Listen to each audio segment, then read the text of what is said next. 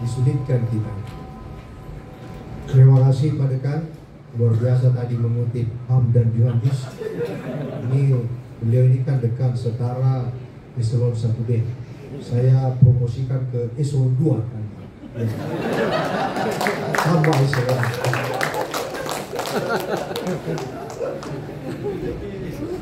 Ya baik, kita mempersilakan penguji berikutnya. Gurunda Profesor Dr. Musafir Pababari MS. Saya sampaikan kepada Pak Prof. Binyamin, Pak Prof. Musafir adalah Rektor UIN Alauddin Makassar dan saya hanya penggantinya. Sebelum Pak Prof. Azhar, Rektor UIN Alauddin Makassar 2 periode. Ini luar biasa ini Pak Sukma. Silakan Pak Prof. waktunya dulu. Baik, terima kasih. Saya juga bukan rektor Pak, saya juga hanya menggantikan rektor sebelum saya, Prof. Azhar. Jadi yang rektor itu Prof. Azhar, saya penggantinya. Kemudian saya juga bukan lagi rektor, Pak Prof. ada penggantinya. Ya, saya kasih Pak Rektor. Baik, terima kasih. Saya ingin mulai mengajukan pertanyaan-pertanyaan ini berangkat dari tujuan penelitian yang sudah dirumuskan. Ada tiga penelitiannya, tapi saya tertarik tentang tujuan penelitian yang kedua, yaitu ingin mengetahui kekuatan dan kelemahan kepemimpinan Ismail Aghiya. Saya pikir kalau ini kan tadi sudah banyak bicara tadi tentang masalah kepemimpinan Aghiya. Nah, kemudian saya membaca disertasinya, walaupun sebenarnya saya juga promotornya juga saya sudah baca, ya, bahwa saudara melakukan penelitian itu untuk menjawab masalah kedua ini. Saudara menggunakan teori dari James McGregor Barnes, yaitu tentang teori kepemimpinan transformasional. Secara sederhana gini, kalau kita melihat pemikiran Barnes, ya, itu beliau memaparkan bahwa kepemimpinan transformasional itu adalah ketika pemimpin dapat meningkatkan motivasi anggota kelompok agar mampu mencapai tujuan yang lebih menantang. Nah, saya pikir Ismail Aghiya ini di hadapan Aghiya, itu dia sudah melihat betapa besar tantangan-tantangan ke depan.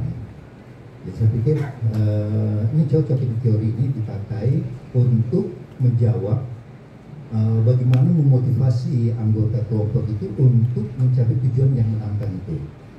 Nah, cuma ada pertanyaan, ada satu hal yang saya klarifikasi ketika saudara menyampaikan hasil-hasil penelitiannya itu, saudara hanya menyampaikan tentang keberhasilan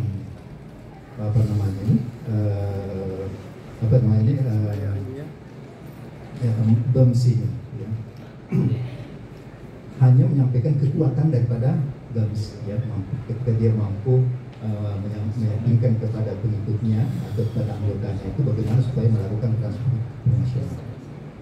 Kalau saya tidak salah ingat, ya, dalam disertasi saudara juga kan sebenarnya juga menggunakan teori SWOT, ya, analisis SWOT, ya, di mana analisis SWOT itu saudara telah menyampaikan bagaimana apa kekuatan, ya, ya, kalau analisis SWOT kan ada strength-nya, saudara ingin melihat apa strength dari lembaga pendidikannya itu.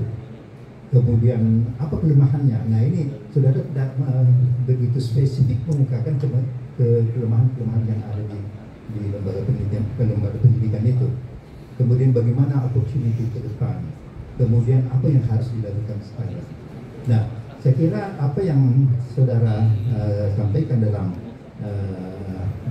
ini, ya, saya kira sudah cukup bagus. Saya hanya ingin klarifikasi saja. Apa sih sebenarnya yang saudara maksudkan tadi itu, bahwa keberhasilan Ismail Aghiya ini mampu mengintegrasikan nilai Islam, nilai ke-Indonesiaan dan nilai ke-Papuaan. Satu pertanyaan saya, nilai ke-Papuaan yang saudara maksudkan itu yang mana? Apa yang pakai koteka itu? Ya, silakan. Baik, nilai kepapuaan itu adalah bagaimana dengan bisa menampung orang-orang Papua ataukah mendirikan lembaga untuk orang Papua itu sendiri, karena orang Papua itu gampang-gampang susah untuk diarahkan ke lembaga lain manakala yang pimpin di situ bukan orang asli Papua. Saya bisa melihat seperti dengan ikan puri, di mana pergi induknya, maka di situ juga semua pergi dengan anak-anaknya itu sendiri.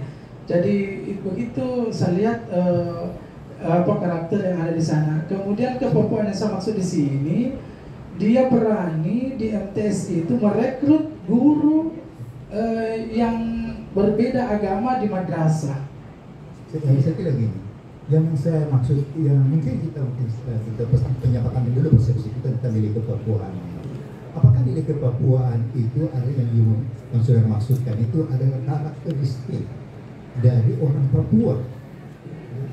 Kan kalau yang tadi yang disampaikan tadi itu saya kira bukan karakteristik orang Papua, bahwa hanya menerima orang Papua lalu kemudian dia merekrut orang Papua, itu bukan itu. Jadi begini, saya ingin memberikan sedikit tentang compare, perbandingan.